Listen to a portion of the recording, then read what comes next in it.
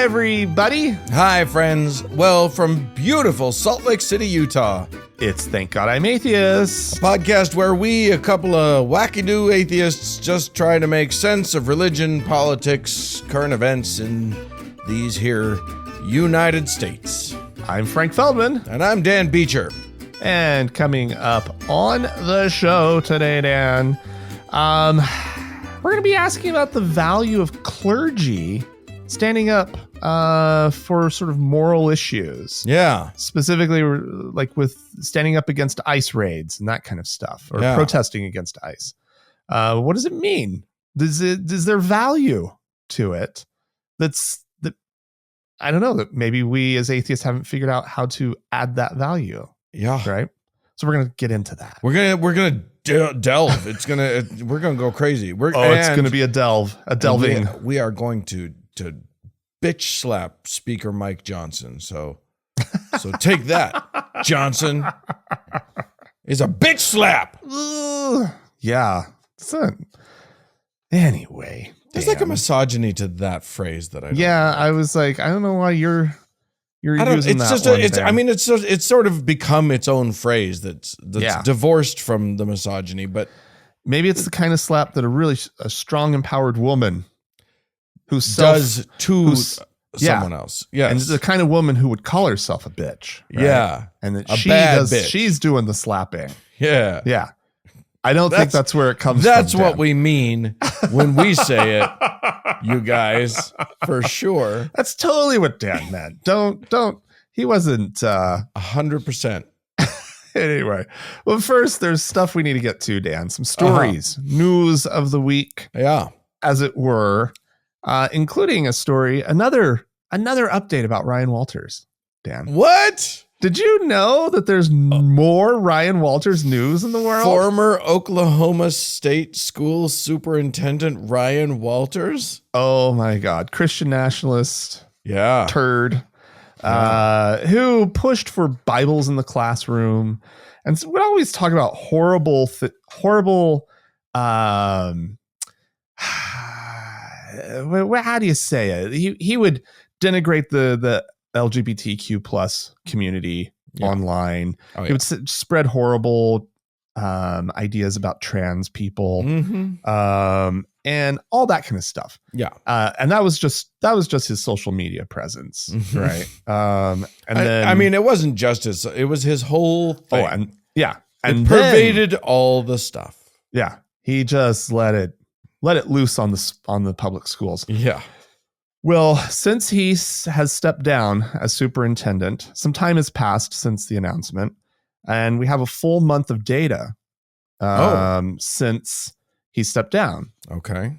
Data that is being released from the Rainbow Youth Project that runs a national crisis hotline for LGBTQ plus youth, saying that calls from Oklahoma have dropped sharply since Walters announced his departure. And when I heard that, I was like, okay, correlation, not causation, guys. But they actually had data that where the callers were citing the reason that they were calling, the reason that they were having mental health issues, like breakdowns,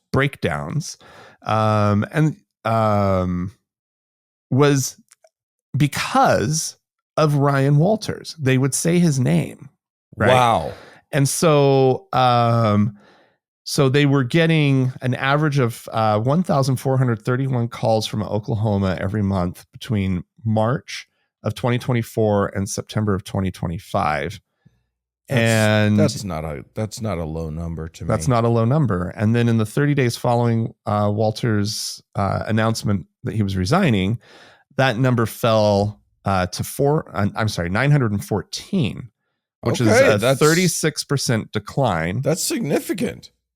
Before his exit, nearly 2/3 of the calls from Oklahoma identified Walters as a source of distress. Imagine being the superintendent of schools of a state. Mm-hmm. And I mean, look, I'm guessing I know what his reaction to this would be if we confronted him with it, which is pride. He would take pride in the fact probably that he made children despondent. Yeah. Children over whom he had power, he Yeah. made them feel awful. Yeah. And panicked and unsafe.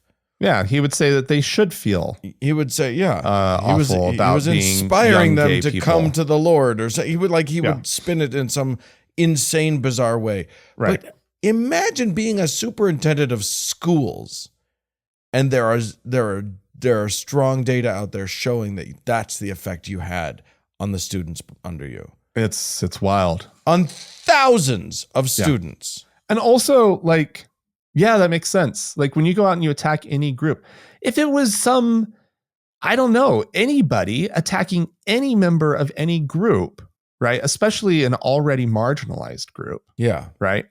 And now somebody that's in a position of power is making your life worse by taking away some sense of like security that you might have and safety of being at school, because he did things like removing pride flags from classrooms, right? He was the one who ordered that, right? Statewide, no more pride flags in classrooms, which is a way that teachers would just indicate to these students that they had an ally, that they're safe, right? There's a place you can go where you're safe. And listen, you know this firsthand.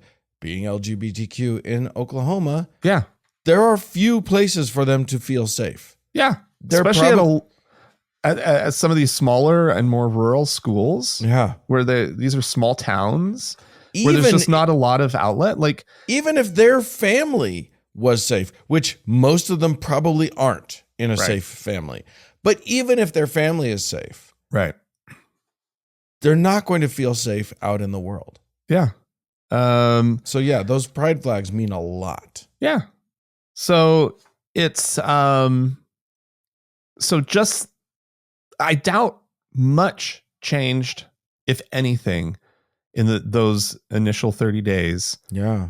After he was out, right? But the symbol of him no longer being there meant that kids were feeling less unsafe. That's crazy. And also makes total sense. Absolutely. And also heartbreaking. But it goes to show, like, this is not just an ideological difference of opinion. Right. This is not just a thing that's just like, well, let's agree to disagree. Right. No, you're doing damage to children. Yeah. Yeah, you're damn right. We're going to stand up and fight against you. Yeah. When you're harming children. Yeah. And alas, the sad thing is they feel the same way about us. They feel that we are harming children. So it's like by putting a pride flag in the classroom. But here's the deal, right? Where are the statistics showing that the placement of a pride flag in a classroom is making those Christian kids feel unsafe to the point that they're calling crisis numbers, right? Like they might feel like they've been programmed to be like, ooh, and get weird little willy feelings, right? Right. Or weird or whatever. But listen, kids can roll with that. You know who it's upsetting? Their parents. Yeah. That's who's getting upset. The kids are fine. It's the parents who are freaking out. But the child who already, maybe doesn't feel safe at home. Right. Doesn't feel safe out in their community. Doesn't feel safe at the church they're getting dragged to all the time. Right. The one thing that was making these kids feel safe was the fact that they would, when they went to school, there were some teachers who were safe harbors. Right. Their classrooms were Mr. safe Smith's harbors. room and Miss Johnson's room. Yeah. And while we didn't had that little flag there. Yeah. And while we didn't have flags at my school back in the 90s, I knew which teachers were the nice ones that I could go hang out in their classroom. Right. Yeah. That didn't care that I was a weird kid. Yeah. Right. Yeah. like 100%. Kids and if that had been whatever it was about that teacher that was signaling that to me had been taken away, that would have been awful. Yeah. So anyway. All right. I'm going to keep us in Oklahoma. Alas, sadly. Right? Good. This story is so weird to me, but it actually says something that we all intuitively understand, I think. Yeah. This is a story of Reverend Jerry Beeson. I sent you a picture of him earlier. Yeah. Okay. I was like, would you believe that this guy is the good guy in my story? Because he definitely, make no mistake, he looks like he's the bad guy in a lot of other stories. I'm guessing sure he is, actually. I'm guessing he's 100. Like this guy, he is a Pentecostal preacher in Meeker, Oklahoma. Like you can't get worse than the he's moved from Texas to become pastor of the Living Waters Tabernacle Church in Meeker, Oklahoma, which I sometimes go down these rabbit holes. I Google mapped Meeker and then zoomed in and then went to Street View. Yeah. And it's one of these towns where there's not even a single 2-story structure in the entire town. Right. You know what I mean? It is such a small town. This church, they have positively 100 of people of parishioners. I think I counted 30 parking spaces in their parking lot. Oh. And it's far away. You have to drive to it. Like it's not walking distance to anything. Well, nobody walks anywhere in Oklahoma anyway. So, these towns. Here's the thing. He gets the new gig. He moves there from Texas. I'm guessing it's a lateral move in terms of upward mobility. I'm guessing he wasn't, we're not talking about a guy who's doing well in Houston. This is a small time pastor. Yeah, he was probably an associate pastor of some kind, and he went to lead the congregation. Yes. Okay. He was like he saw this as an opportunity, Dan. Absolutely. He was excited, and he was. There are quotes in this story about how excited he and his wife were to have this opportunity to lead a flock and blah blah blah.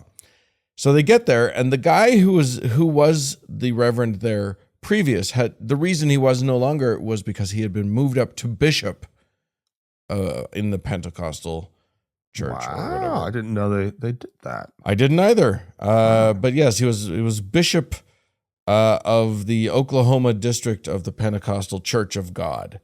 So, anywho, great. The old guy gets a promotion. He comes in and he's settling into his new digs, and he starts to sort of get a lay of the land. You got to look at what's going on. You got to check out the finances of the organization. Yeah. And as he digs in, he realizes that old Bishop Hall had been a little naughty with the finances. Oh, okay. To the tune of, according to his allegations, $170,000 of church funds going to buy his kids a car and make, really? Okay. Home improvements and that sort of thing. Yeah. Okay. So there are instructions in place. There are things that you're supposed to do, steps to take if you are in this position. Okay. Which begin with, you're supposed to go to the council, whatever. You go to your uppers. You don't just make this accusation. You go to the uppers and you say, hey, here's what I found. I need somebody else to verify this, blah, blah, blah. So he goes, he tells them what he's found, and they immediately take over his church and fire him for blowing the whistle on this guy. Oh. It is so obvious that what is happening here is fucking don't upset the apple cart here. Just you do it too. Like, go ahead. You know what I mean? Get your beak wet. But this is how this works, and we don't rat each other out.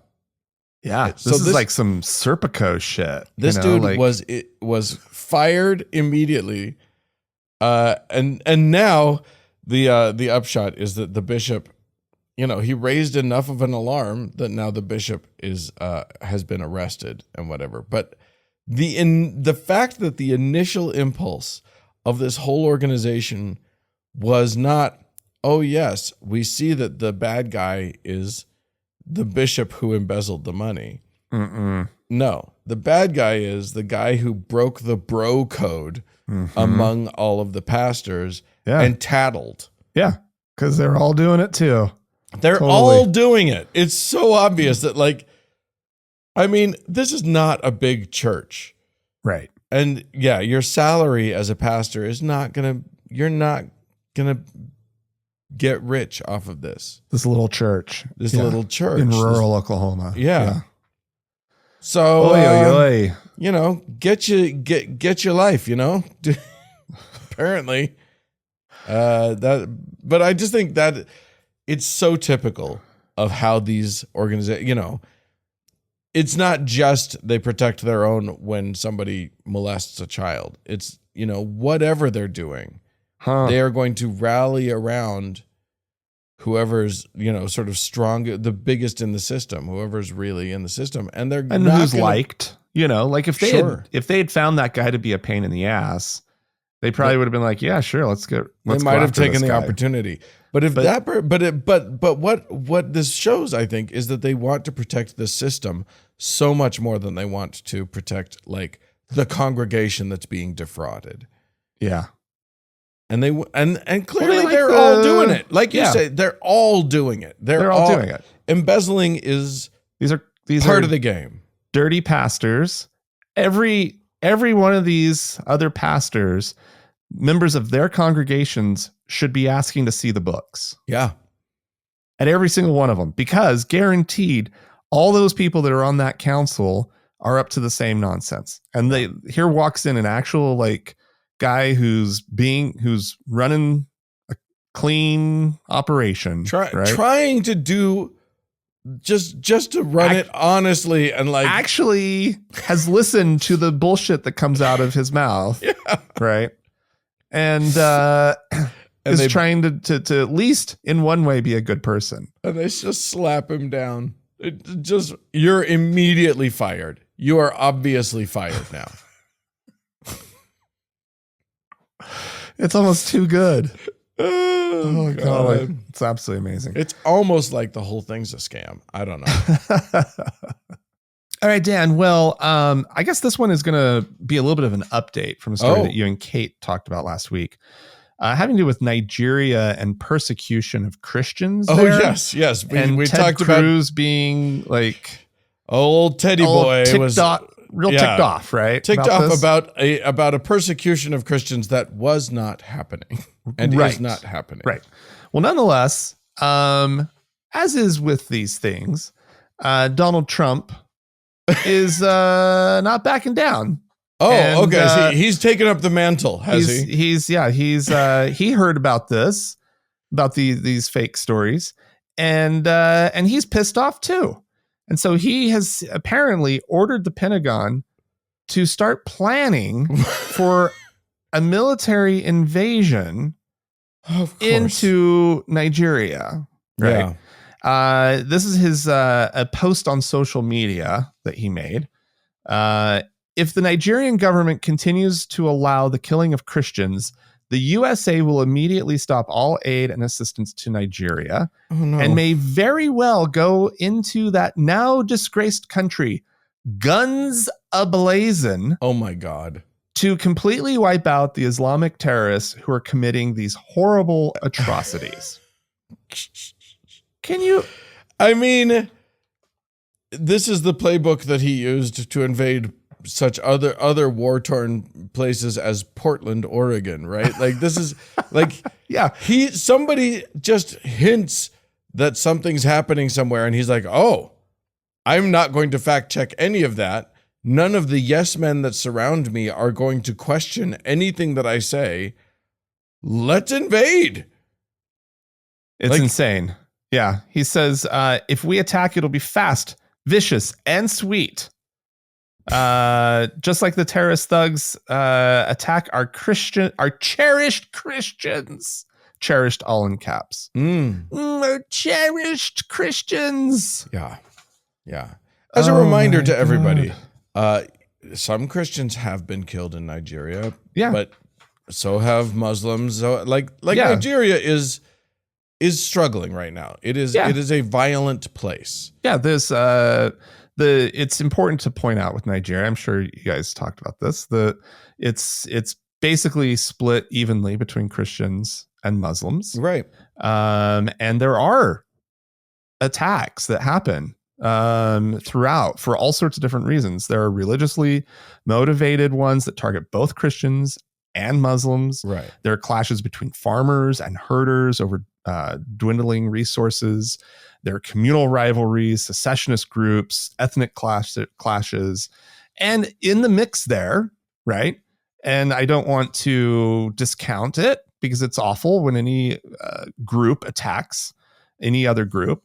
But there is Boko Haram, which you've all heard of, which is they're a radical Islamic group, and they have targeted Christians. They also target Muslims they don't like, right? Like, right. So like, I don't want to like say that, oh, everything's peachy in Nigeria. They've got problems. Right. Right. But yeah, Boko Haram is not they're not targeting Christians. Right. They're targeting anyone who doesn't practice Islam the way they practice Islam. Right. And Christians are in that category. Sure. But other Muslims are in that category. Jews are in that category. Like, just right.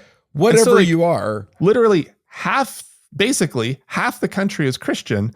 And you have Trump saying things like Christianity is facing an existential threat in Nigeria. Mm-hmm. Right.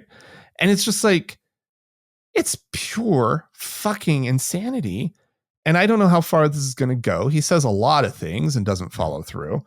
But he's been following through. He has been doing a lot of follow through lately. Well, that's true. He is better at the follow through. And it's scary. Like, we don't want him to be a follow through guy, especially since, like, you know, what was happening here was just Cruz was trying to score some Christian points, put a couple Christian points on the board for himself. Right. Didn't expect there to be any consequences for saying the lies that he was saying. You just spout a thing and then you try and get some points, and that's that. But like, Psycho no research is in the White House, and he'll just do whatever he'll take any impetus and just be like, I'll run with that. That's fine. It's pretty crazy. Oh my God. Ted Cruz needs to not anymore. Can we make that happen? Texas, can you guys vote him out or something, please? All right, we're gonna go to, speaking of Texas, some just peachy news out of there, where back in 2019, I think it was, there was a big dust up because a justice of the peace, I think we covered this, a justice of the peace named Diane Hensley had decided that she was going to refuse to marry gay folks because that is against her sincerely held religious beliefs. Right. And she was just not going to do it. That is her job. You have to do your job. Right. But she wasn't going to do it, and she got a public warning from the Texas Commission on Judicial Conduct, which, I mean, you know, that didn't have a lot of teeth to it. She still got to continue to do her job, but like that is meant to be a deep embarrassment and like just get you in line. Yeah. But this of course raised a whole bunch of questions and blah blah blah, and you know, but what if a judge doesn't like gays? Blah blah blah. And now the Texas Supreme Court has chimed in by adding one little sentence to the Texas Code of Judicial Conduct. And this is in Canon 4 of the Texas Code of Judicial Conduct, which is the canon about conducting the judge's extrajudicial activities to minimize the risk of conflict with judicial obligations. Because here's the thing, a judge can't just go to work and then in the rest of their lives do whatever the fuck they want. Because they have to conduct themselves in a way that doesn't call their judgment from the bench into question. Sure. Okay. It's really important that they conduct their whole lives in a way that like doesn't besmirch the bench. Or no whatever. Besmirching allowed. Yeah. No, you keep it smirched, unsmirched. I don't know. Anyway, now they've added the following comment to Canon 4, which just says, "It is not a violation of these canons for a judge to publicly refrain from performing a wedding ceremony based on a sincerely held religious belief." So there you go. I mean, this is shocking no one in this era of the United States of America. Of course, Texas would do this. It's disappointing. Yeah. Because it's such a dumb, like, listen, if you're a justice of the peace, I'm guessing a decent percentage, especially in Texas, a decent percentage of the marriages you conduct, you look at and you go, ugh. Like, marriage is always a beautiful thing, Dan. No, there's going to be a bunch that you're just like, really? Okay, I guess. Like, you two? Okay. Ugh. All right, I'll do it. You know what I mean? Like, you're not going to be happy about every marriage that you perform. You're not going to think they're all beautiful. But yeah, if you think that gays are religiously yucky, you get to refrain in Texas.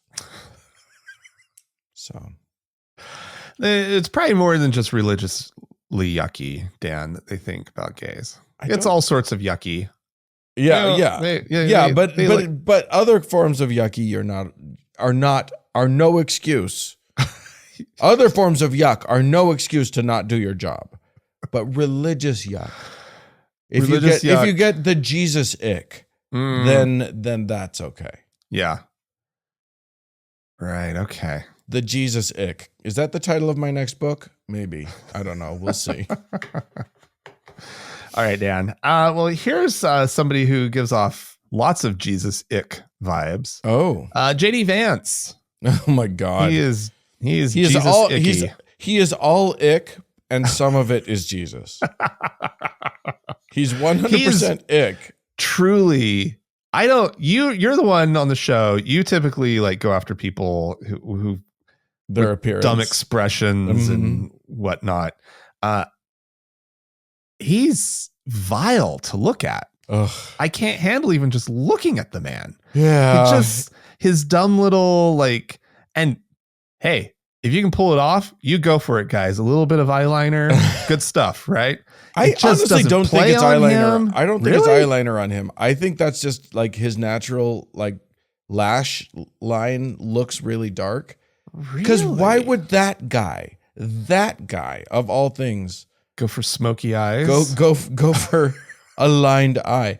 But the thing, it is on him. It feels so wrong. Ugh, he needs to somehow get like some flesh-colored eyeliner to like undo we natural need to invent line. that for him, Like, just to be like, here, or go and have like half of them plucked out or something. I don't know. Like something needs to change. I can't look at him.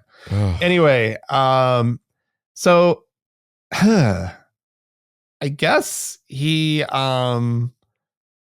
was talking at a Turning Point USA event.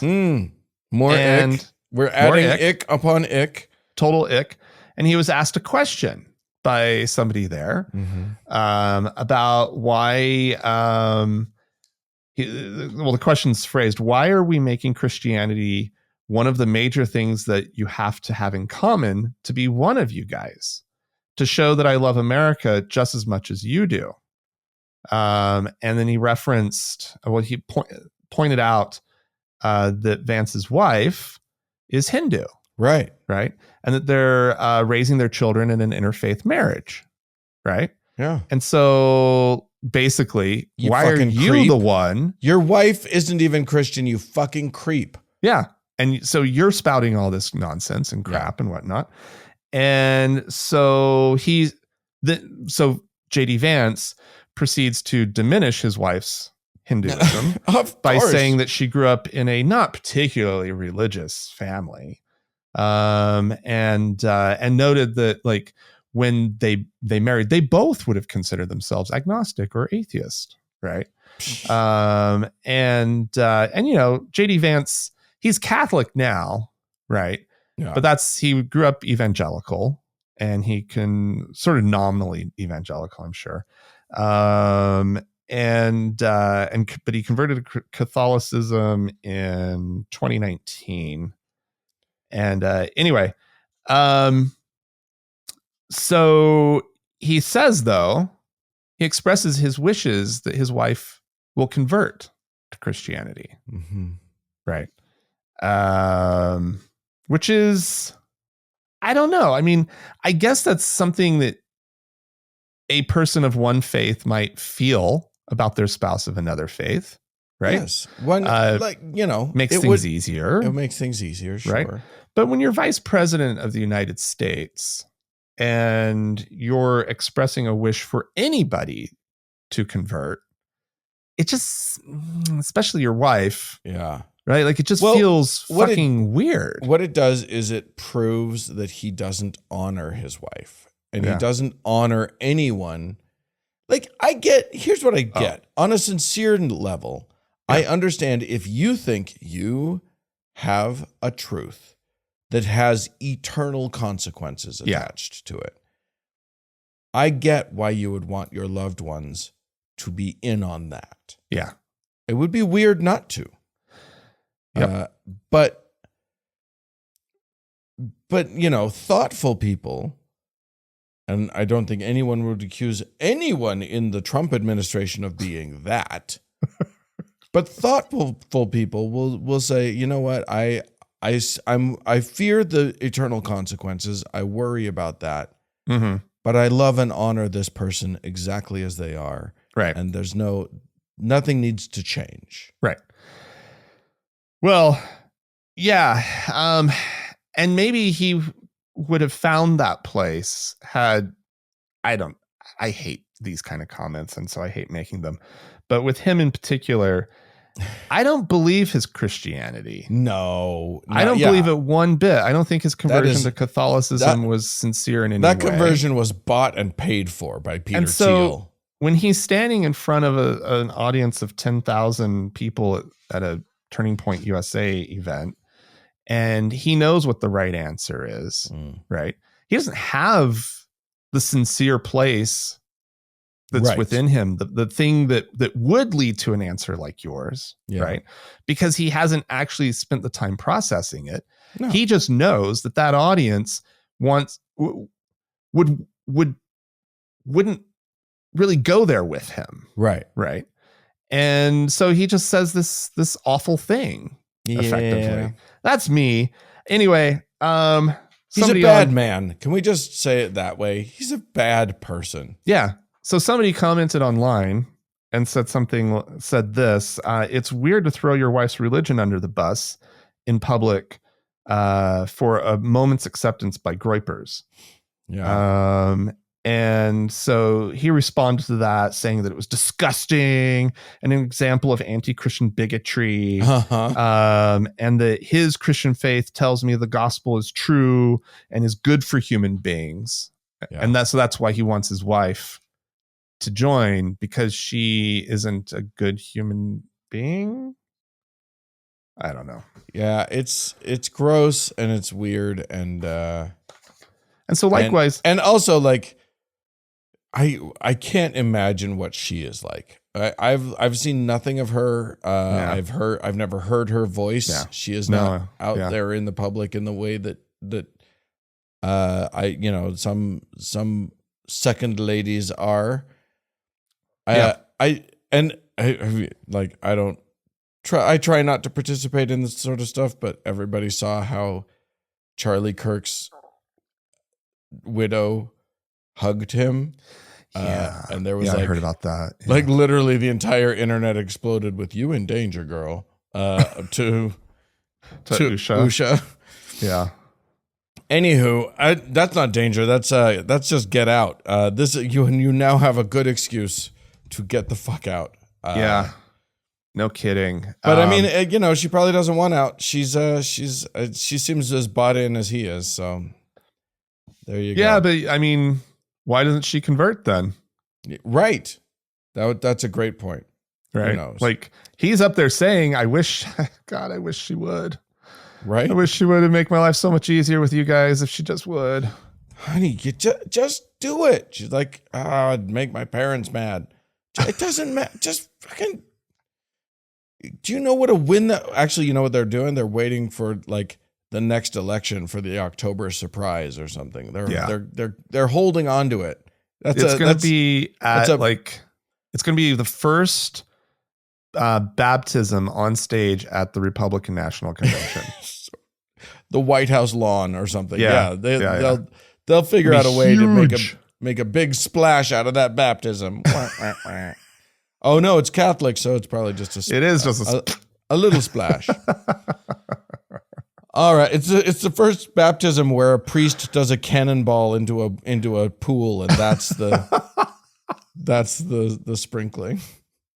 Whatever.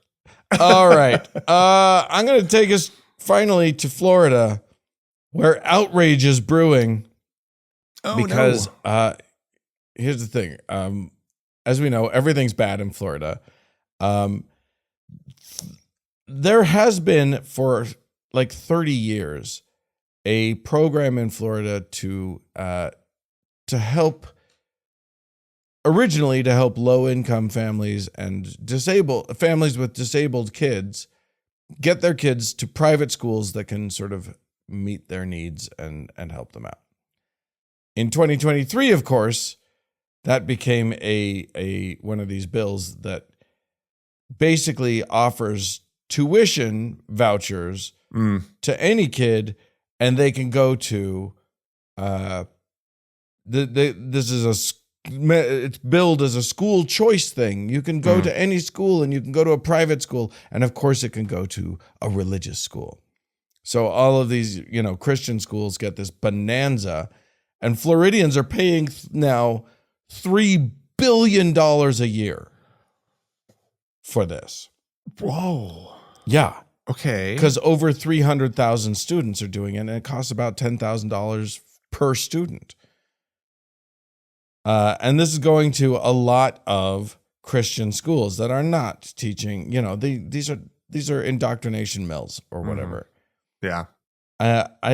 And one Floridian is particularly outraged about their money going to a religious indoctrination school. But they're outraged because it's the wrong religion. Yeah. Because there are some Muslim schools that are getting this money too. And she is shocked. So on X, someone calling themselves Amy Meck wrote, she had the little alarm, you know, the flashing red light emoji. Okay. Florida is funding a parallel Islamic system. The state's school choice vouchers are now being used to build Sharia-run institutions that operate by a rival legal order, consolidate Muslim migration, and convert public dollars into permanent Islamic infrastructure on U.S. soil. There is no parental empowerment. It's taxpayer-funded expansion. It's a taxpayer-funded expansion project imposing a hostile ideology, embedding it in schools, and scaling it with state money. Florida isn't just allowing it.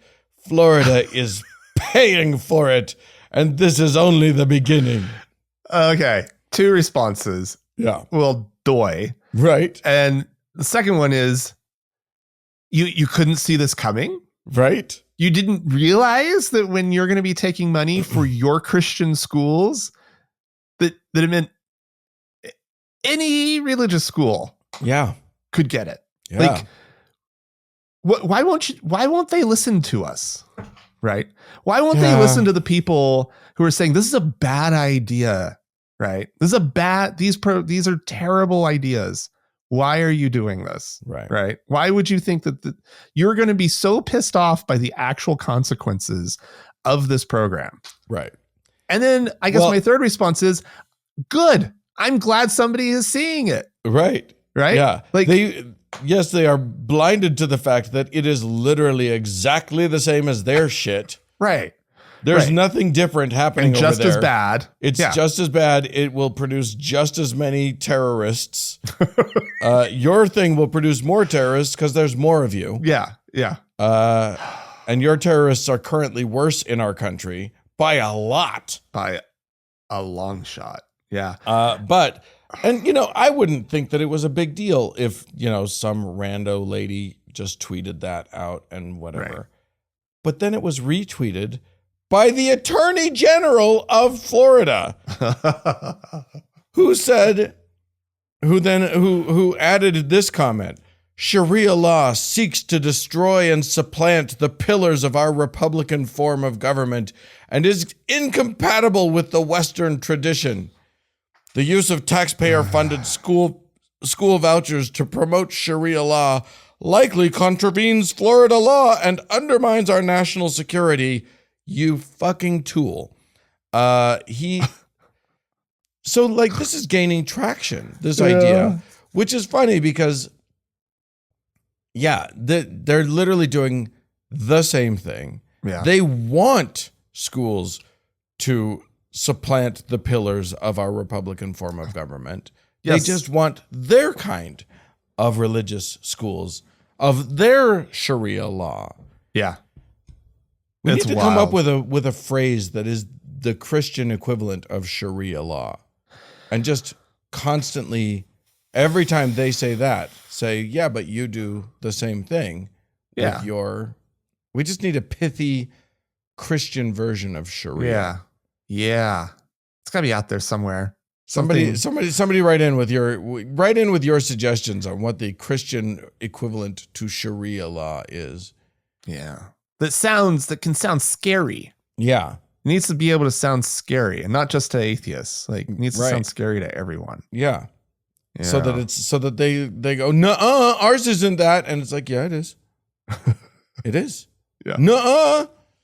Well, you're calling them Sharia. And by the way, none of these people are providing any evidence that anything untoward is happening in these Islamic schools. No. And with the amount of scrutiny that Muslims get in this country, I guarantee you those schools, you should send your kids to those schools. They will get a little bit of Muslim indoctrination, but those schools are riding the straight and narrow path. They are keeping it tight in terms of you're saying that without the evidence that they also lack, right?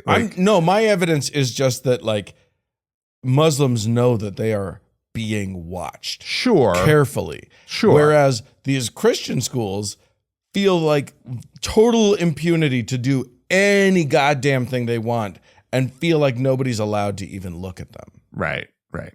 So I think there's a big difference there. But you're I'm right. Sure, right. Don't actually send your kids to a Muslim school. That would be ridiculous.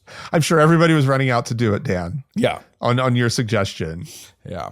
All right. Well, if you do have a suggestion for the Christian equivalent to Sharia law, or if you want to comment on any of the things that we've been talking about, we like to tell you our email address. The way that you do it, you write into us at podcast@thankgodimatheist.com. Remember to like, subscribe, and comment, and leave a message by calling 424-666-8442. We'd love to hear from you and maybe play it on the show. More show coming up.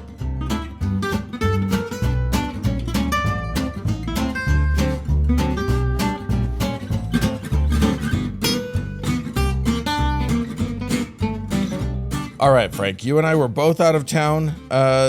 You were out of town for a couple weeks. I was out of town. Anyway, we don't fully have our shit together. So we'll keep this segment a little bit shorter than it normally is. Not a big deal, but we do have one voicemail I wanted to play.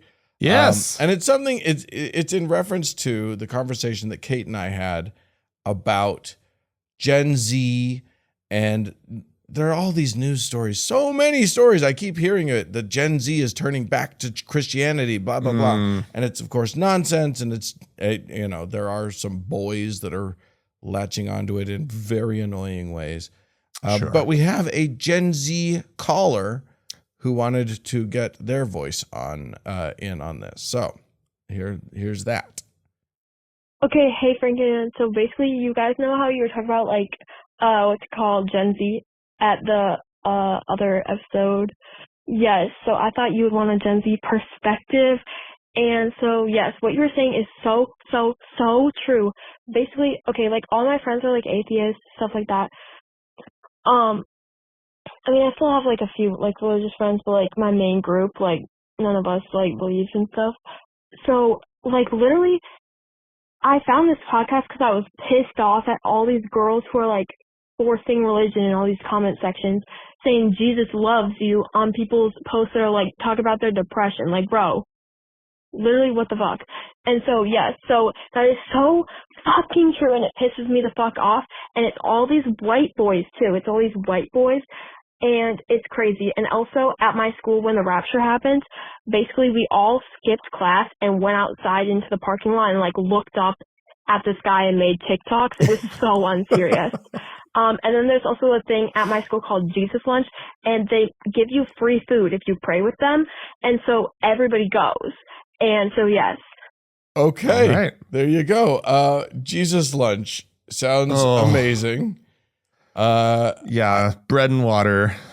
I mean, I'm guessing they give out something good because you got to lure those kids over. If you want to indoctrinate, you gotta come correct with the food.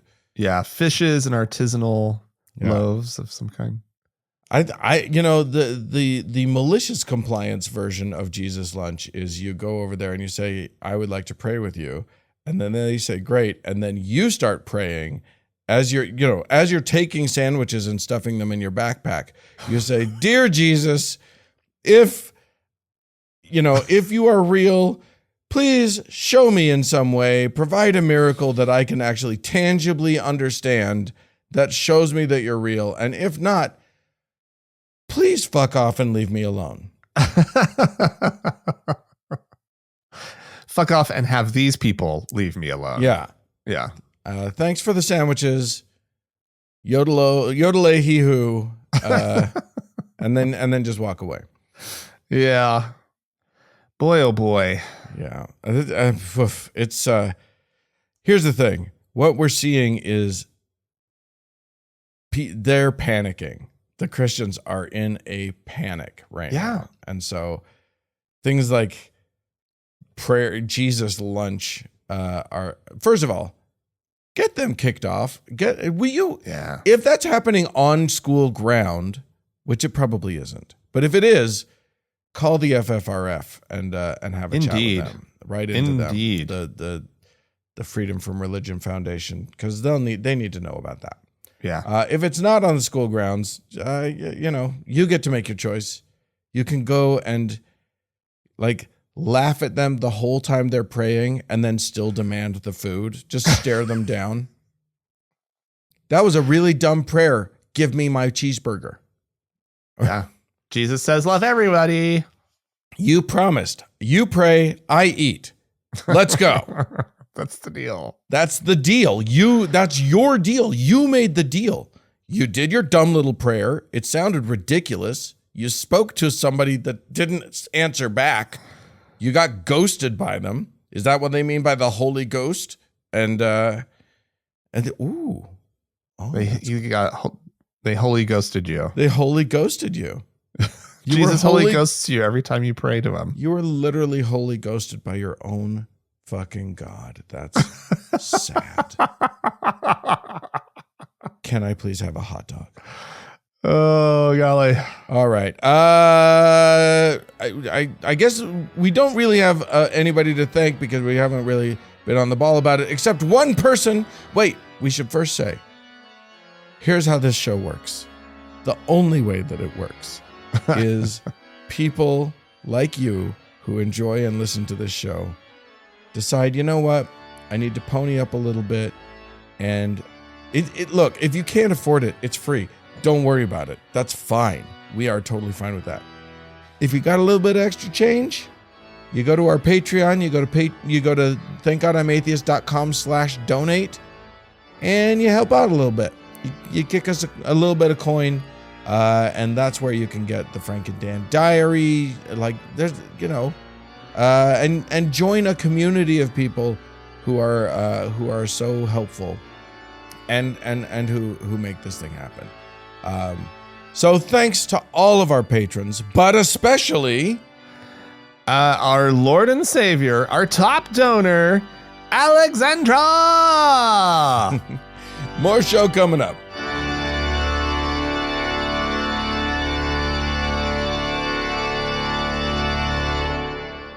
Well, Frank, Dan, I teased earlier that Speaker Johnson, who is, in point of fact, and this is actually a true fact, a literal piece of shit. with a tie on. With a tie. With suit and tie. Yeah. Yeah. Okay.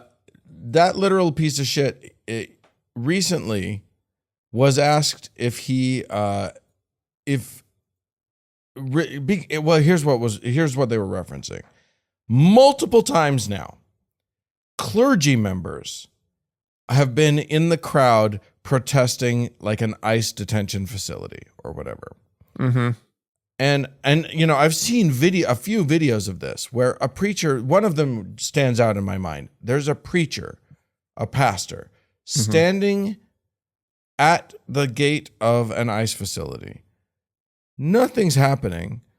There are protesters at the gate, and there are, in this particular video, ICE patrol people on the roof of the building, looking down at the crowd. And this pastor looks up at these ICE agents. He has his arms outstretched. You can't hear what he was saying in that moment, but he's very clearly sort of preaching at them. Sure. That's what they do. They preach at you. And he's, probably calling them to repentance, which they kind of need to hear, but they won't hear it from him. But that's all he's doing. He couldn't possibly be doing anything to them. They're on the roof. He's on the ground. Right. He's just using his words. Right. And they shoot him literally in the face with what appeared to be this thing that they've got now, which they call a pepper bag, which is like a bean bag that has sort of I think a powdery version of a pepper spray. Okay. So it's going to irritate eyes. It's going to irritate your breath. Right. It hurts a lot. Yeah. And also, this came out of a gun. It's considered a less lethal thing, but very possible to kill someone with this thing. Sure. It's very possible to injure someone. And they just shot him in the head with it. Yeah. Now, anyone who's well trained in this sort of stuff knows that you hit in the body with any of these pepper balls, rubber bullets, any of those things. You aim for the body because a headshot is potentially lethal. Yeah. This has happened in many different places. Clergy specifically being shot with these things. Right. And so someone asked Speaker Johnson about it, and he was like, well, if they get in the face of an ICE agent, it's, them being clergy is no excuse. What he literally said was, religious freedom does not extend and give you the right to get in the face of an ICE agent or for an ICE officer and assault them, if indeed that was what happened there. No, obviously it's not what happened there. What happened there? No assault is necessary for ICE to attack you. Right. That's exactly. And getting in an ICE agent's face is not assault. Like going up to them and you actually have to them, assault for it to be assault. Right. Sticks and stones may break my bones. And also all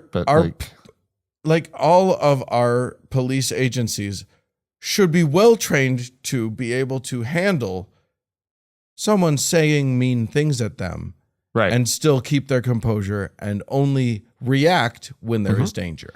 And our police are trained in de-escalation, right, and all sorts of things like that. But ICE seems to be now trained in escalation. They are purposefully escalating everything. Yeah. And whatever training they have is not in crowd control. No. It is not in responding to these sorts of things. Right. Which is why ICE sometimes calls the local police out to help. And they should. Like, that's what should be happening. And the police should be just making sure that everyone's safe while a protest continues, because it's legal to protest in the United States of America. Right. Exactly. So anyway, yes, we're off. Led we're to off track. A question posed by you. Yes. About, well, what there's moral credibility that this pastor has immediately. Right. Both with the public in general, but even just, that's my reaction. I see like a pastor, somebody with a little collar or something identifiable as like being a religious leader at an event like that.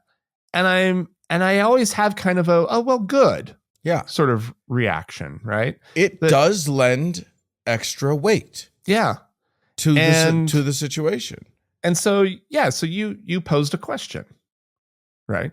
I posed a couple of questions, but like the first question is, should we as an atheist community just be embracing that weight? Like, because my initial impulse is that guy getting hit in the face with a thing is not more important than rando guy getting hit in the face with the thing. Right. Like, anyone, that should be not okay, regardless of who is being hit in the face. Right. But then I thought, you know what? There's the truth of this matter is, no one is going to Mike Johnson and saying, it's not okay that anyone's being hit in the face with a mace bullet, with a pepper ball. That's not, no one's doing that. But if this person has symbolic extra weight, it means something. Yeah. And that's actually useful. And to the cause. And we should, yeah. And we, as a secular community, don't have anything like that. Yeah. We do, and almost by nature, we kind of can't, or maybe I just can't think of what that would look like. Well, we have Martin Sheen, right? Yes. No, you're not wrong. It's like celebrities also. We have celebrities. Celebrities have the same thing. Yeah. But they're known figures. Yeah. And these pastors, we don't know who they are, right? It's not like, it's like some like actually internationally known, it's not like the Reverend Tutu or whatever, right? Like it's not somebody who is a known figure. It's just somebody who is identifiable as a religious leader, right? As a pastor of some kind. And society sort of grants that role an elevated place. And normally I would think, because the thing is that when we grant that elevation, we don't get to just pick and choose and say that elevation is granted to only the good ones. Right. But also, like, there's something important and something useful about that symbol, about saying this person represents our society, one of our society's moral centers, and they're calling you to account. Yeah. And they're saying you're off your moral center. Yeah. And it has more weight to it. And I think that there's something right and good about that. We need a uniform for philosophers. Right. Not all philosophers. Like a nihilist, I don't know about you. You're not. But like they need to dress up as like a Greek philosopher. They need their own moral kind of teacher. They're equivalent to a collar. Just something that And they have to wear it most of the time. Yeah. Generally in public, this is a person who is known as just a moral thinker and teacher. Yeah. But not religious. There's no God thing involved. Yeah. They're just somebody who's collected wisdom and who we can lend this gravitas to. Yeah. Of like, oh, when they say something, when they call you out, it's with real authority. Right. Yeah. Yeah. I mean, we do need that, but like, I don't know how you get buy-in from the religious people about that. How they achieve the same status in a mostly religious country. Yeah. That's changing. Because what they say is good. Yeah. Right. And that their words have been heard. Yeah. Right. Like, I don't know. It obviously is just maybe, I mean, the truth is here, what it probably is, I mean, there could be a coalition of fucking like moral YouTubers who band together and say, this is what we're going to be. You know what I mean? Because you're right that like it starts with like adding a little bit of celebrity does add cachet. Yeah. But that celebrity has to actually mean something. You know what I mean? If an amoral douchebag starts jumping on, if it's Russell Brand, it doesn't mean anything. Right. No. So what we need, Dan, is it needs to be a hat. That just says, hat. It says, I'm important. That'll work. That's perfect. I'm important. Because I mean, that's essentially what we're saying is that we need people to stand up and say, hey, guess what? I'm important. Yeah. But that's what Christian pastors do. You can't buy that hat. That hat has to be bestowed on you. No. But by an organization. These pastors, all they're doing is just standing up and saying, I'm a pastor. Most of them. Right. Well, there are, you can become a reverend, you can go and get an education and whatnot. But half these guys just, hey, I'm going to preach the gospel.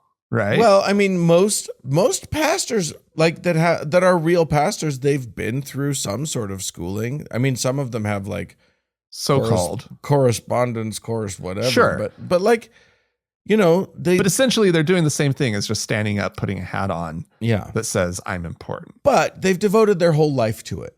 I think it's fair to say that like a lot of them have like, they just like judges. We talked earlier about how judges have to comport their whole lives in a way that doesn't besmirch the bench. Pastors are held similarly. Like you're smirking at me.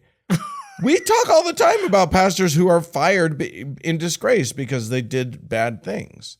Yeah. What about the ones we're not catching? Right. Well, obviously, like if they're getting away with it, they're getting away with it. And that happens a lot. And we talk about how the system protects the ones who get away with it. Yeah. But if it comes to light, it becomes like they are by nature shunned. They have to be. But I mean, you just told a story of a pastor who was stealing from his congregation, protected by the organization. Right. Yeah. And until it came to light publicly, and now the person's probably going to jail. But sure. But what about the other ones who were so obviously also thieves? Right.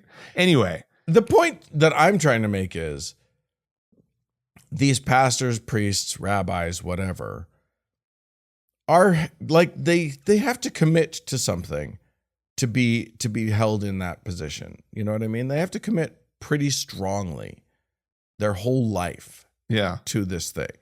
Okay. Now they may be pieces of shit, but they're not just living a normal life. I don't know why you're fighting me on this. I'm not understanding. I'm just fascinated listening to this. Okay.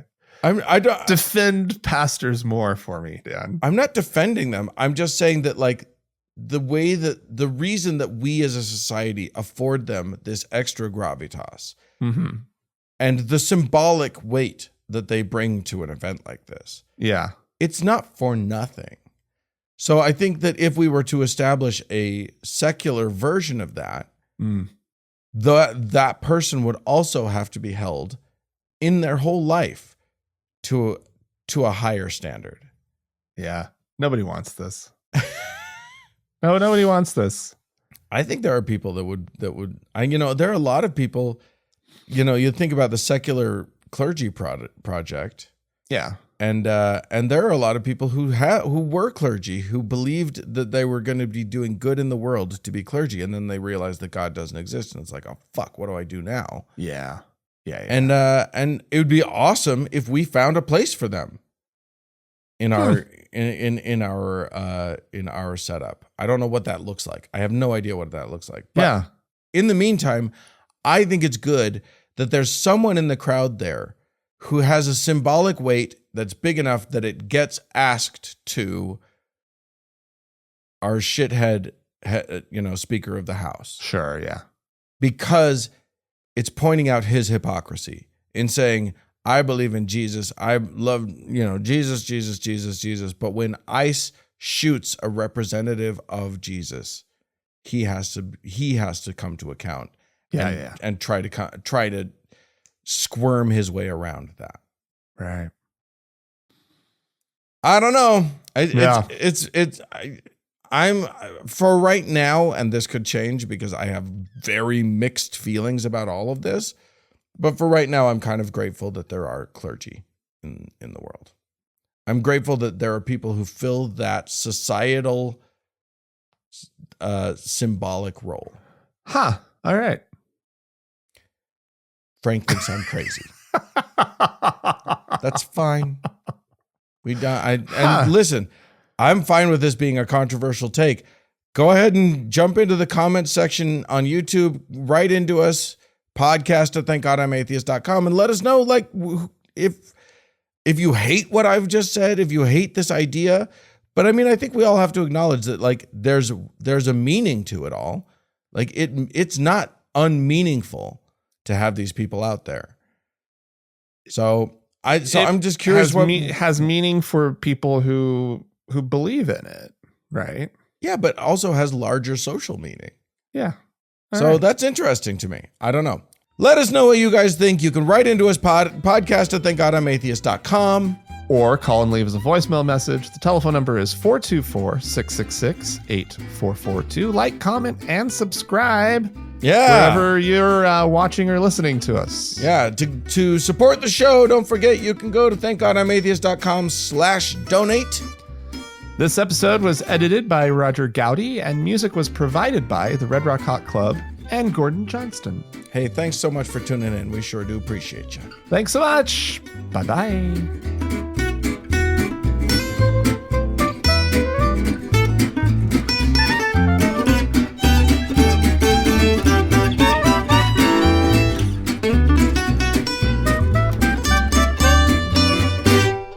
Thank God I'm Atheist is a production of TGIA Media, LLC, copyright 2025, all rights reserved.